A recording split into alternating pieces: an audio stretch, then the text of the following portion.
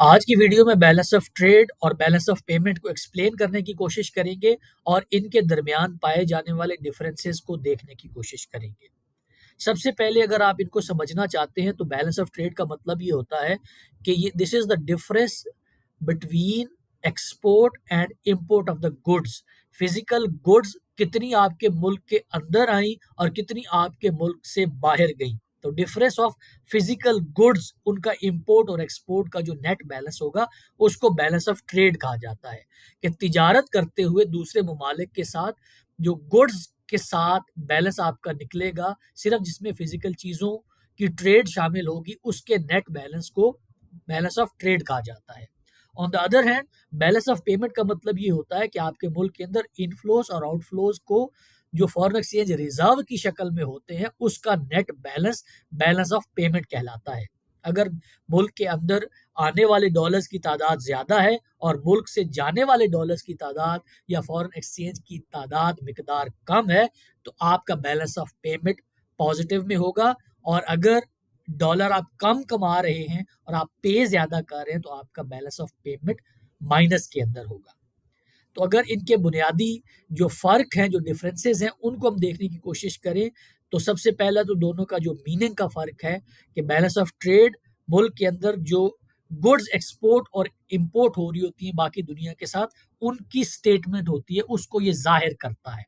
जबकि जो balance of payment है ये वो स्टेटमेंट होती है जिसमें आपकी तमाम इकोनॉमिक ट्रांजैक्शन जो कि आपकी मुल्क ने की होती है बाकी दुनिया के साथ, उनको रिकॉर्ड किया जाता है। तो इससे जो दूसरा मतलब निकाला जा सकता है वो ये है कि balance of trade is part of balance of payment. Balance of payment एक बड़ा अकाउंट होता है जिसका एक हिस्सा बैलेंस ऑफ ट्रेड भी होता है।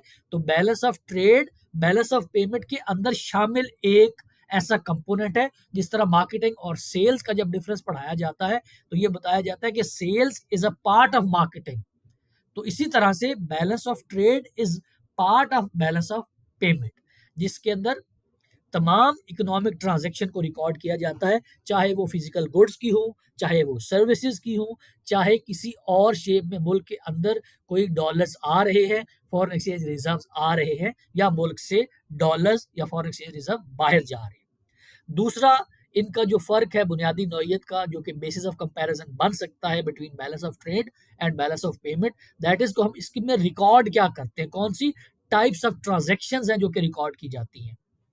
तो बैलेंस ऑफ ट्रेड के अंदर सिर्फ गुड्स से रेलेवेंट जो ट्रांजैक्शन है उनको रिकॉर्ड किया जाता है, जबकि बैलेंस ऑफ पेमेंट में गुड्स को भी रिकॉर्ड किया जाता है, सर्विसेज को भी रिकॉर्ड किया जाता है और तमाम उन ट्रांजैक्शंस को रिकॉर्ड किया जाता है जिनके अंदर किसी भी तरह से फॉरेन एक्सचेंज रिजर्व्स या फॉरेन करेंसी का कोई भी इन्वॉल्वमेंट होता है।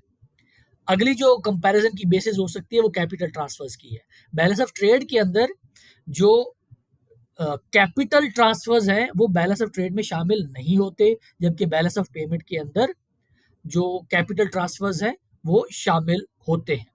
और आखिरी जो फर्क है इन दोनों इकोनॉमिक इंडिकेटर्स के दरमियान वो ये है कि बैलेंस ऑफ ट्रेड किसी भी मुल्क की इकोनॉमिक हेल्थ का ट्रू डिपिक्शन नहीं करता, एक अच्छा इंडिकेटिव नहीं होता। ये पार्शियल व्यू तो दे सकता है किसी भी मुल्क की इकोनॉमिक हेल्थ का, जबकि बैलेंस ऑफ पेमेंट जो है वो एक क्लियर और वाइडर व्यू पेश करता है उस मुल्क की इकोनॉमिक परफॉर्मेंस का। तो अगर बैलेंस ऑफ ट्रेड और बैलेंस ऑफ पेमेंट के हवाले से आपका कोई सवाल हो तो जरूर आगाह कीजिएगा। Thank you.